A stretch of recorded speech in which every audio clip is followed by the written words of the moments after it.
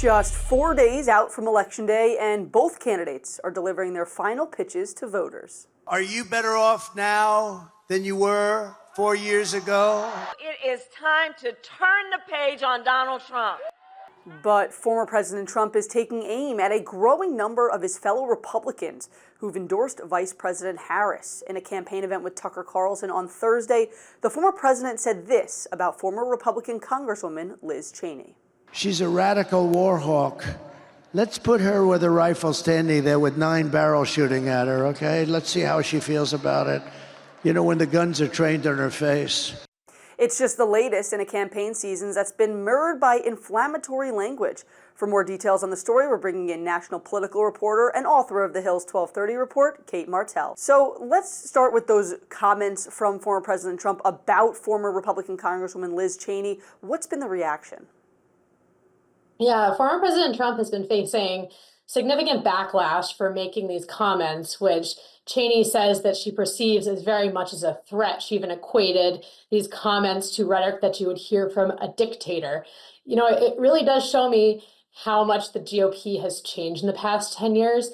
The biggest insult that Trump made during those comments was calling her a war hawk. And just 10 years ago, that would have been considered very much a complimentary phrase for a Republican. And that just shows you how much things have changed.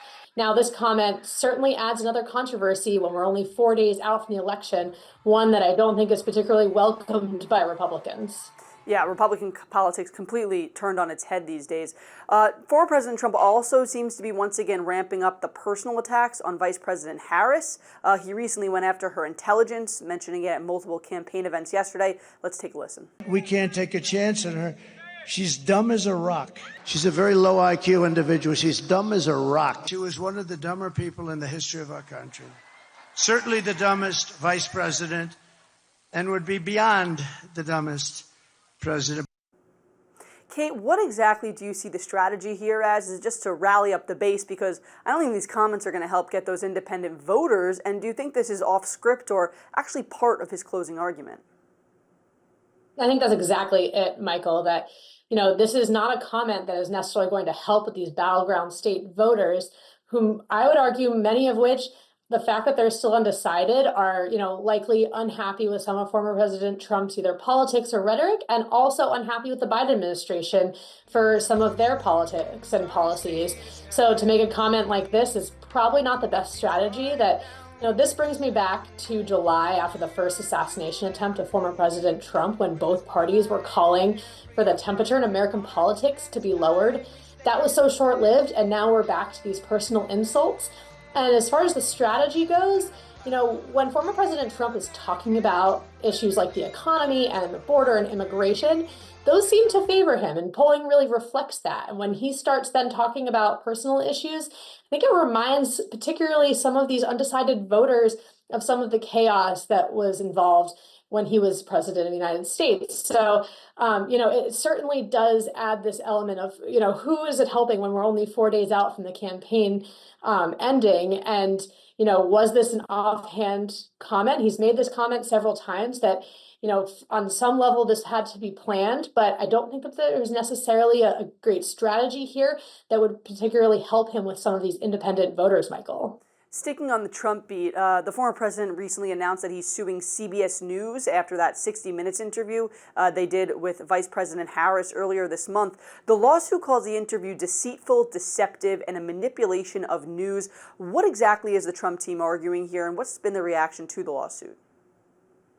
Well, the Trump team has been railing against CBS News for weeks, and they were arguing that in the interview that Vice President Harris had with CBS that was fairly wide-ranging, there was an answer about Gaza, and it was shortened for the broadcast, but there was a more fuller version of the answer that was posted online. Now, the Trump campaign is arguing that this was edited, and CBS News is very much defending themselves saying that this is, standard practice that happens in journalism, and particularly in broadcast, when these interviews are edited for clarity, accuracy, and other small factors, but that this was not doctored for editorial reasons. Now, this lawsuit wasn't necessarily a surprise. Trump and his allies have been teasing this for weeks, but I think it's something that will continue to play out likely over the next few months. And I think he's going to continue to use this line to rally up his base. Yeah, it's going to be fascinating to see how that pans out. Moving to the campaign trail, both Donald Trump and Kamala Harris are in Wisconsin today. They're holding dueling rallies in Milwaukee. What can we expect from both of these campaigns?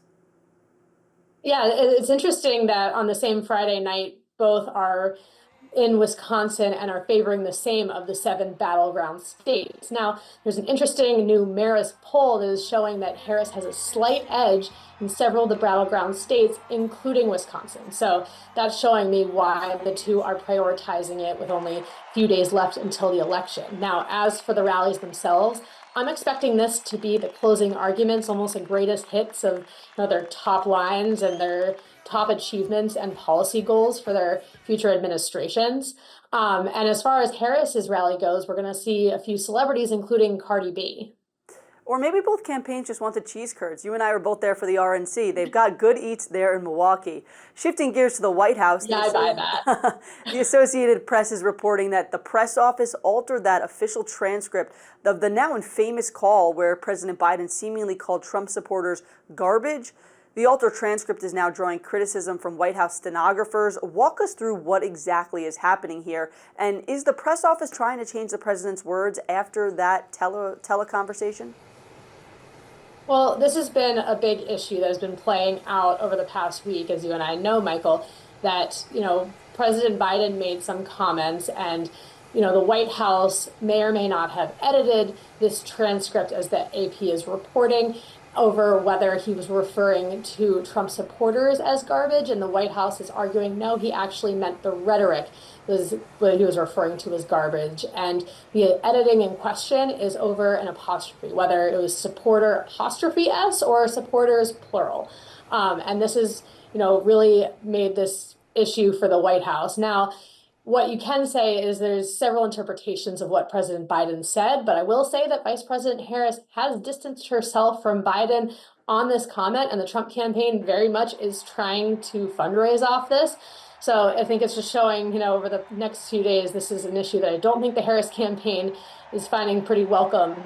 And this is something that, the Biden administration is continuing to walk back and clean up, arguing that that was not the intent of the president's remarks. Yeah, it doesn't seem like they're going to be going away anytime soon. Sticking on this topic, those comments from President Biden were in response to an offensive joke about Puerto Rico that a comedian at Trump's Madison Square Garden rally made earlier this week. Now, podcaster Joe Rogan is coming out and saying that he advised that comedian against making the joke. Is Joe Rogan helping the Trump campaign play cleanup? What exactly is happening in here, and what's Joe Rogan saying? Yeah, it's pretty interesting that Joe Rogan actually discussed this with comedian Tony Hinchcliffe, as he referred to him as his friend. I learned that was something new from this week. And it's, the way that Joe Rogan described this comment is something that works in a comedy club, but you do not make a comedy joke in a setting that is not comedy based. That was Joe Rogan's biggest advice for Tony Hinchcliffe that he very much did not take. And Joe Rogan argues that this type of comment, was actually based on fact. And he argues that there are massive landfills on the island of Puerto Rico that were created when the devastating hurricanes hit. So he is, I think, to some degree trying to defend the comedian. But, whether or not this is completely planned is pretty unclear. And, it's interesting to learn that this was this was a planned comment from the comedian, and he did run it by people and still continued to decide that this was the right move to make, even though it was fairly controversial and has caused numerous headaches now for the Trump campaign. Yeah, I mean, sticking on this comment controversy, the Latino vote as a result has really come to the forefront of the conversation when we talk about this election. According to a new poll from Emerson College, Trump trails Vice President Harris by 1 point in Nevada. Nevada has a very large Latino population. Could those comments swing a state like Nevada away from former President Trump? That's the exact fear that Republicans have. The Latino vote is incredibly important in this election. That's why we saw a few days ago when Trump had a rally after these comments were made, he even brought one of the shadow senators from Puerto Rico on stage and praised Latinos.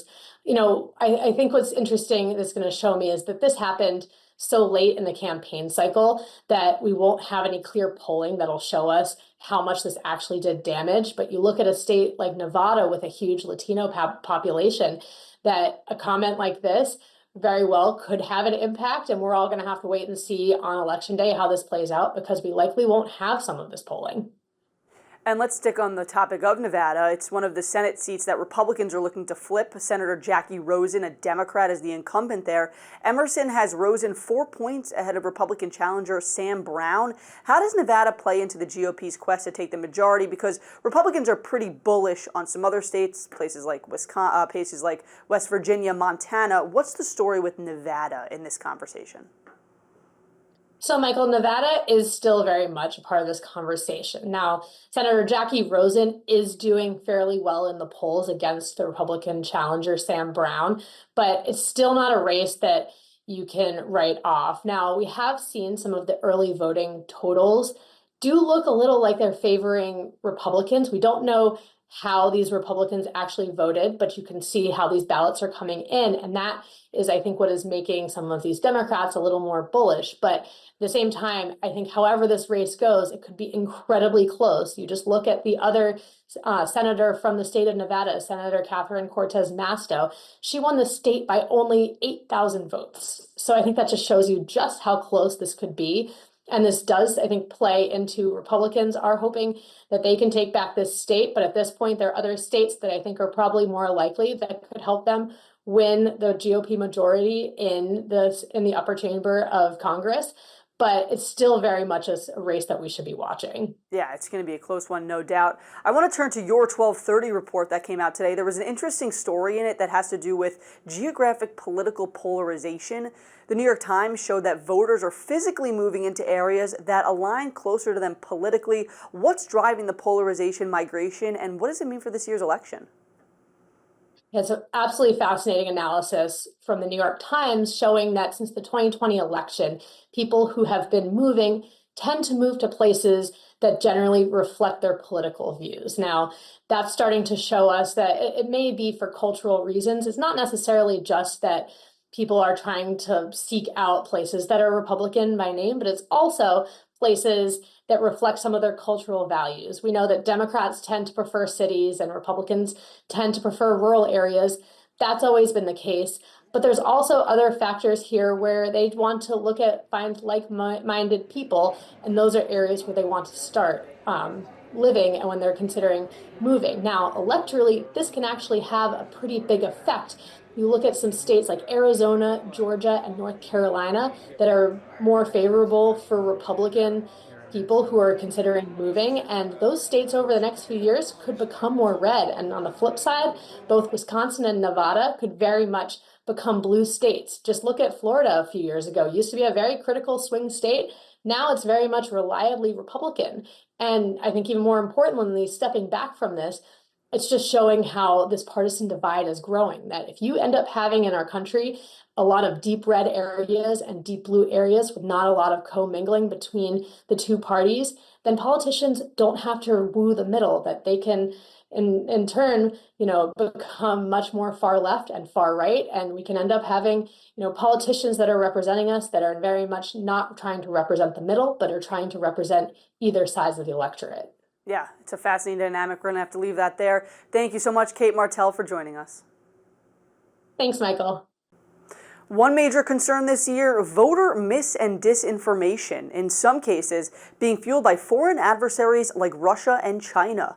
News Nation's Elizabeth Pran is in Georgia right now, a state hit hard by election misinformation back in 2020. Elizabeth, are state officials seeing an uptick before Election Day? Election officials have spent the past 4 years and more really preparing for this week ahead of the election, but they're facing an onslaught of online rumors of foreign adversaries, of misleading campaigns and conspiracy theories. And the fear is that Tuesday is just the beginning, just as states begin to accurately certify votes. If you look at Georgia, the Secretary of State there, Brad Raffensperger, asked ex-owner Elon Musk to take down fake videos, alleged Haitian immigrants with Georgia IDs voting over and over again. He released a statement in part. This is obviously fake and part of a disinformation effort. Likely it is a production of Russian troll farms. This is just 1 week after he denied any fraud because there was such high early voting numbers in the state of Georgia. Not hugely different from the landscape that we are seeing in Pennsylvania. Governor Josh Shapiro there reiterating a strong system in place to flag any voting documents that could be fake. The Secretary of the Commonwealth there has had multiple press conferences after counties such as Lancaster and York had large registration deliveries just in the last week. Professional election officials in all 67 counties are doing all of the following. They're verifying that every person who applied to register to vote is indeed eligible to be registered. They're verifying that every person who requested a mail ballot has provided proper identification to receive one. Other news in Pennsylvania, in Bucks County, not too far from there, they extended the mail-in ballot deadline. You might be wondering where some of these disinformation campaigns are coming from, and that is countries such as Russia, as China, Iran. According to lawmakers, they say they're creating shady election sites and news sites that look legit. They're going for specific voters in this instance. There's been an uptick of campaigns towards Spanish-speaking voters, towards minorities, towards Muslims, really trying to sow social division. Michael, you might be wondering who benefits from all this. According to intelligence officials, it depends on where the campaign is coming from. If it is coming from Russian adversaries, they say it's usually a pro-Trump message. This is according to U.S. officials. And if it's coming from countries such as Iran and the capital, Tehran, it's usually going to be benefiting the vice president. Michael, back to you. Elizabeth Pran, thank you so much. Switching gears now, job growth in the U.S. stalled in October, hindered by the ongoing Boeing strikes and from hurricanes ripping through southeastern parts of the U.S. The U.S. added only 12,000 jobs in October, and the jobless rate stagnated at 4.1% through the month. That's according to new Department of Labor data. The latest figures upend a series of positive economic reports less than a week before Election Day. However, the Bureau of Labor Statistics is warning now that Hurricanes Helene and Milton are to blame. Helene, we'll remember, made landfall shortly before the Bureau began surveying households and businesses for the report. Milton, meanwhile, hit during that survey period. Experts are saying to disregard the report until more accurate data can be collected post-Helene and post-Milton. The economy has remained as the top issue for voters since the beginning of President Biden's term. The weak report could give Trump an edge against Harris heading into Tuesday and a new line of attack against Democrats. Shifting gears now, starting today, Texas hospitals must now ask patients whether they are in the U.S. legally. Following an order by the state's Republican Governor Greg Abbott, providers will also have to track the cost of treating those without legal status. Critics of the new order fear that it could deter people from visiting hospitals in Texas, though patients are not required to answer the questions to receive medical care. The policy is similar to one that Florida Governor Ron DeSantis rolled out last year. Texas hospitals have spent the last few months preparing for the order. They're now reassuring patients that it will not affect their level of care. Turning back to politics now, 7 key states have all eyes on them this election season: Arizona, Georgia, Michigan, Nevada, North Carolina, Pennsylvania, and Wisconsin. And within those swing states, there are swing counties. News Nation's Blake Berman breaks down which counties pollsters will be watching on Election Day in today's Political Minute. They're the swing states, swing counties. I'm Blake Berman with News Nation. Only a few days to go until Election Day. And while results come in from the 7 key swing states on election night, the Decision Desk HQ team will also be watching key counties within those states. Now, here are 7 of the counties that could give us early clues on how the race is breaking. We'll focus here on 2, starting with Nash County, North Carolina. That's in the northern part of the Tar Heel state. In 2016, former President Trump won the county, but President Biden flipped it in 2020. African Americans make up 41% of Nash County's population. And here is Kent County, Michigan. That's where Grand Rapids is located. Trump won it in 2016, but in 2020, the county split its ticket, picking President Biden and then choosing a Republican for Senate. Now, this county could provide clues about how moderate voters are breaking. I'm Blake Berman, and this is the News Nation Political Minute. Thank you, Blake, and you can find more news and analysis from Blake and our colleagues 24/7 on News Nation. To find News Nation on your screen, go to joinnn.com. Malia Obama has dropped her last name professionally, and now her father is reacting to that decision. The former first daughter debuted her short film, The Heart, at Sundance, notably without her last name. The former president reacted to her decision on the Pivot podcast on Tuesday, jokingly saying, quote, "You do know they'll know who you are." Malia says she wanted people to watch her film without any association with her family. Obama also opened up about the challenges of raising his two daughters in the public eye. He said he and former First Lady Michelle Obama worked hard to give him a grounded upbringing, adding that he can't brag about his daughters enough. And that'll do it for today's Daily Debrief. I'm Mychael Schnell. Be sure to like, share, and subscribe to The Hill's YouTube channel, and come back here soon for the intersection between politics and policy.